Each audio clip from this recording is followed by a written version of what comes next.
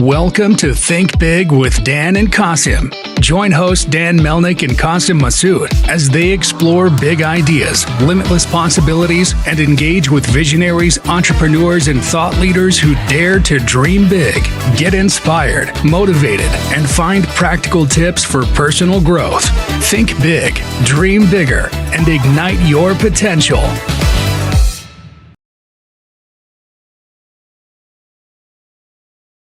All right, welcome to Think Big with Dan and Qasim. And if you guys both want to introduce yourselves, so Victor, you can go first and tell us your name, where you live, and what you do for a living. Thank you so much, Dan. My name is Victor Karagu, and I'm a COO at Impact Outsourcing, and I live here in Kenya. Awesome. And Kelvin?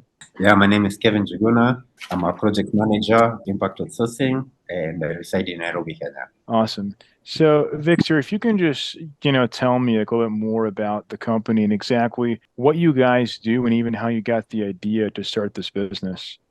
Okay, just to introduce our company is called Impact Outsourcing, and we are a data annotation company based here in Kenya. So image annotation, for those of your viewers, of your listeners who don't know about image annotation. So image annotation, we can say it's basically like the backbone of AI applications. So we train machines to behave like humans. Yeah. So we started this company around 2019, Kevin and I. So our story goes way back from high school, where we studied together in high school, went to the same college, and then we found ourselves in the same industry. So long story short, we saw the challenges in this industry and we decided, let's start this company. Awesome. So can you just dive deeper for audience to understand, like, what exactly is the problem that you're solving? Like, if someone's going to use you, who is your ideal customer and what problem are you solving for them? You're on mute, Kelvin. Go ahead. So as Victor had mentioned, the clientele that we cater to is mostly the AI industry, players in the AI industry. So if you have any product that normally it can be put under the tab of artificial intelligence, that's where we come in. So let's say most of our clients, you find that they are creating models maybe in the farming and agricultural industry. So you find that they are creating a model that will help them find weeds among plants. So what we do is we train the machine, for example, to identify the weeds that ought to be removed and leave the plants that should stay. That's one scenario and one clientele that we cater to. The other one is we have had a client that's building software to enable driverless cars. So this is where mostly we do video and image annotation also. So how this is done, as Victor had mentioned earlier, in the case of image annotation, we are given scenarios of a road that a car is supposed to pass. So they'll just send us pictures of a normal Tuesday in Chicago and the traffic. So we'll take the pictures and start labeling the data in the image. So we'll label, let's say, a pedestrian and tag him as a pedestrian, a bus, tag him, tag poles or traffic lights.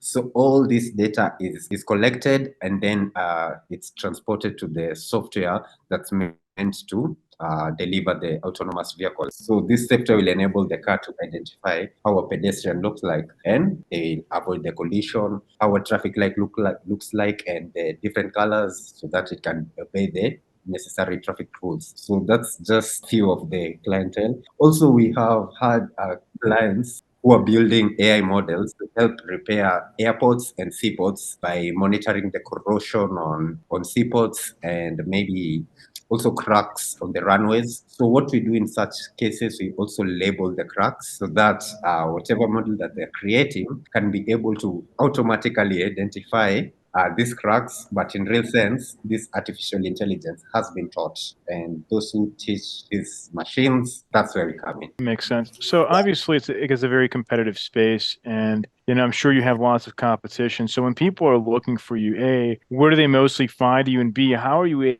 able to differentiate yourself and stand out, in this competitive landscape? So how clients are able to find us, we have a salesperson in Europe and in the US. So it's relatively easy for us to get clients. Also through web search, our SEO is top notch when it comes to this industry. So clients really find us easy. Yes, I can say that. Yeah, and just to add on what Victor has said, what gives us a competitive edge is, I'd say, our pricing and also our business model. Our business model, in the sense that we are a social enterprise, in the sense that we don't just seek to make profits, but also we look to impact the community that we live in positive. So how we run our social impact program is, we deliberately hire people from vulnerable and disadvantaged backgrounds.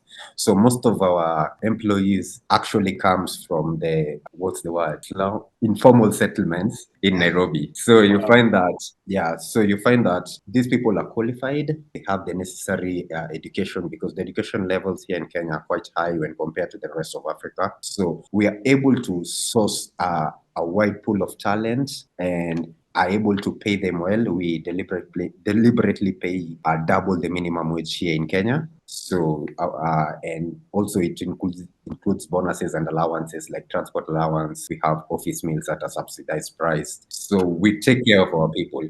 And on top of that, us being a locally owned company, we are able to charge our clients less when compared to our competition. Since our competition, they are mostly internationally based, owned, and they just have operations here in Kenya. So you find that their pricing is quite high when you compare to us, because they have a lot of people to pay, and you need to pay the rates of Europe or America. We don't have that problem. That's why we are able to offer our clients a very competitive price and still delivering the high quality annotations that they require. That's awesome. So can you just go ahead? Also, if I can add on what makes us unique. So in this space, quality is very key. If you teach a driverless car something wrong, it will mess up like everything. So quality is something key in this industry. So we are very committed to deliver high quality, and we have implemented rigorous QA process, quality assurance processes, to make sure that everything goes according to what the client wants. Makes sense. So can you talk more about the tech scene in Kenya? I think, many people, watching this probably don't know or didn't know, and including myself, that there is this movement of tech, and you have, all these developers that, people are learning who come from lower, or like impoverished communities. So like, what does that look like? I mean, is Kenya really, been booming in tech? And even in the next like 5, 10 years, do you anticipate like even more software and technology coming out of Kenya? When we compare ourselves to the other countries in Africa, I can say Kenya is really doing well. But when we compare our internet connectivity here, the electricity here, the education itself here, it's top notch compared to the other African countries. So the tech industry has started really growing in the past years. I can say since COVID-19, it has really boomed, and I can see we are going places. Yeah, that's awesome. To add on Victor's point, the tech industry in Kenya has been very vibrant ever since the pandemic.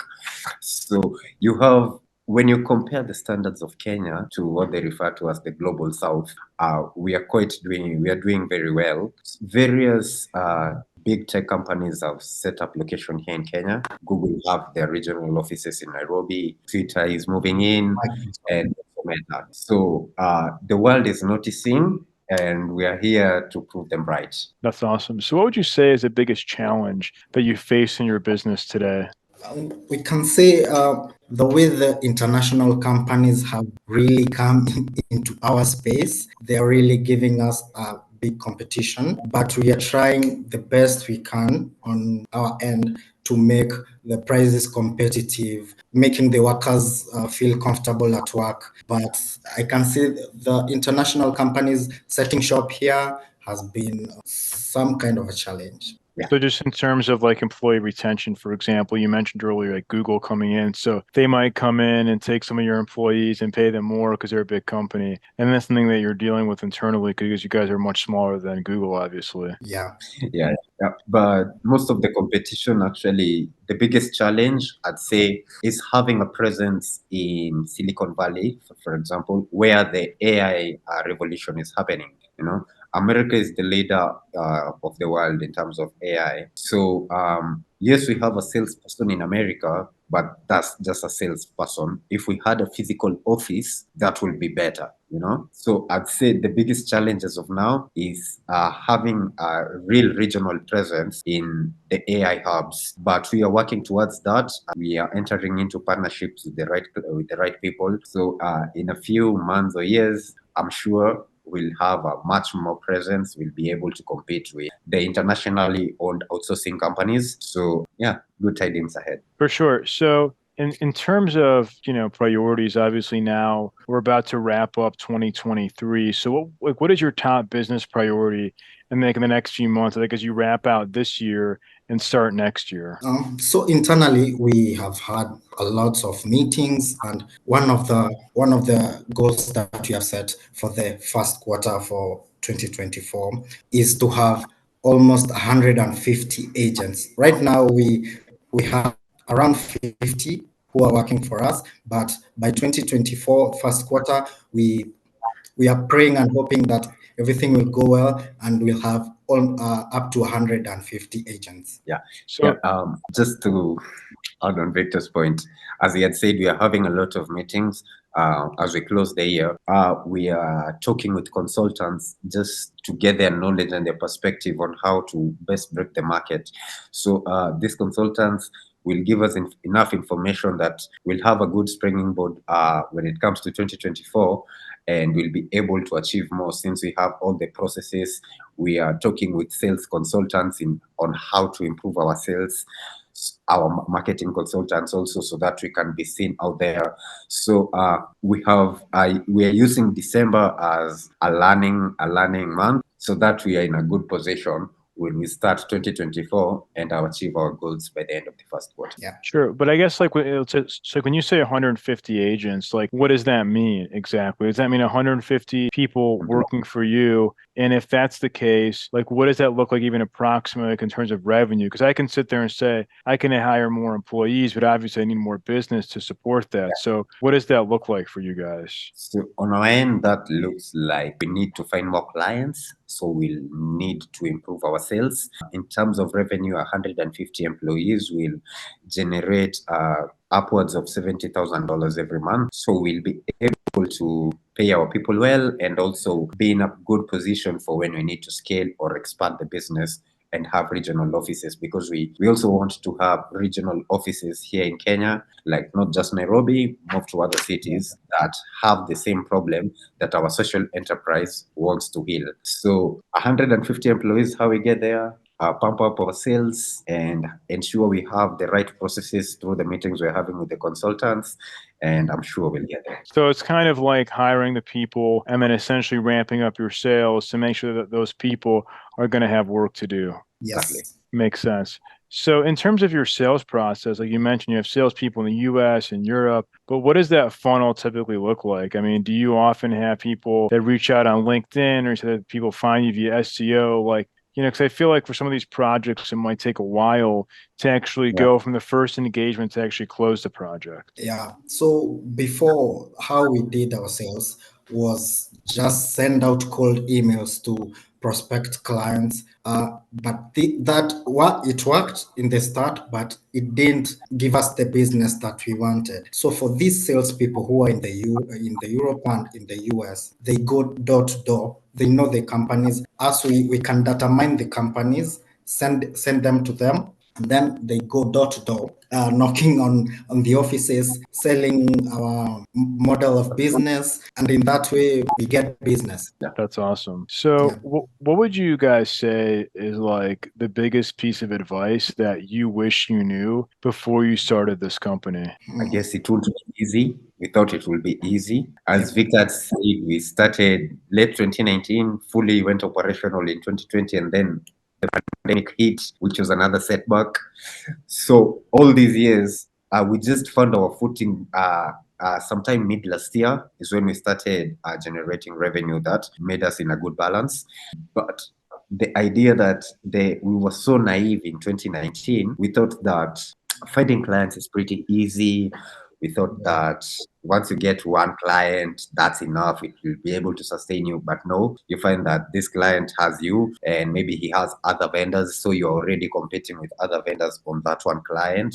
So in order to diversify our revenue streams, we learned that we need a lot of more clients than we initially thought, and it won't be as easy as the naivers in 2019 thought. Yeah, it wasn't easy because we came and understood that there is another market in India and they are offering way much less, of which it's where it really set us back, and we had to go back to the drawing board and plan everything, and now we are here. That's awesome. So if we're going to have this conversation again in 1 year from now, where do you see things going for the business? In 1 year, probably we'll have a much more larger team of around, by the end of the first quarter, we want 150. So the numbers will continue increasing per quarter. So I'd say we'd have close to 500 employees, of which in an outsourcing industry that we operate in, it's not such an impossible dream or goal that you can't achieve. It's very possible. So in 1 year, yeah, the office will be different.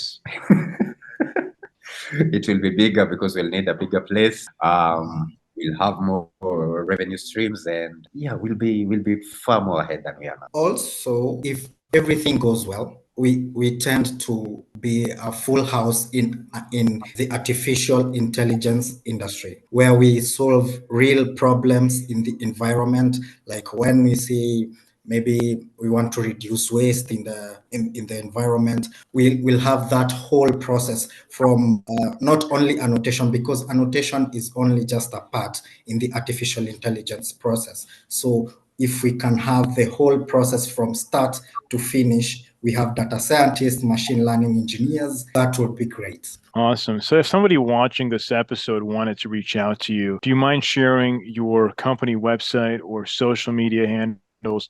Just the best way for somebody watching this to contact you. Yeah. We're okay with our data being there. You can reach it through our website, through our personal emails. We'll share them with you. And we also, our pricing is also part of our unique selling point. You find that in our industry, for those companies that we compete with, you find that they charge $8 an hour per agent. For us, we are normally charged $3 an hour and still maintain a handsome profit at the end. So it's a win-win situation for both the clients and us. So if also that information is out there, don't mind. Small business. Yeah. Awesome. So do you mind saying, it's like, what's the name of your website? That way somebody watching this can find the website. impactoutsourcing.co.ke. Awesome. Well, Kelvin, Victor, I want to say thank you both so much for your time today. It was a pleasure, and we're rooting for you. Hopefully 2024 is very successful for both of you. Thank you so much. Thank you. Thanks. Okay, All right. Bye. Thank you for Bye-bye, having Dan. us.